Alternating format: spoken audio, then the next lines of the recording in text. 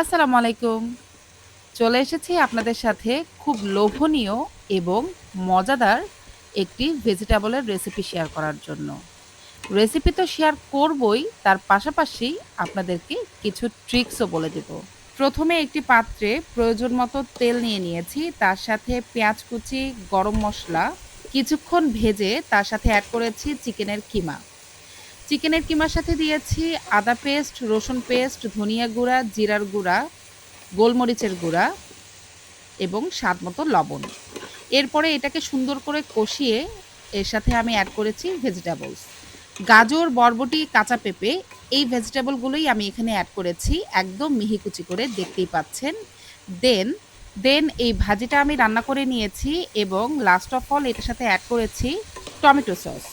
এই ভাজিটা রুটি পরোটা দিয়ে আপনারা অনায়াসে সার্ভ করতে পারবেন। সবাই খুব পছন্দ করবে। তার পাশাপাশি যারা বাচ্চাদের টিফিন নিয়ে টেনশন করেন, তারা এটা এয়ারটাইট বক্সে করে ডিপ ফ্রিজে ফ্রোজেন করে রাখলে যেকোনো সময়ে স্প্রিং রোল, ভেজিটেবল রোলের পুর হিসাবে কাজে লাগিয়ে বাচ্চাদেরকে টিফিনেই দিয়ে দিতে পারবেন। তার পাশাপাশি ফ্রাইড রাইসের রাইসটা বয়েল করে নিয়ে এটা এড করেও তৈরি করতে পারবেন ফ্রাইড রাইস। আজকে এখানেই শেষ করছি। আল্লাহ হাফেজ।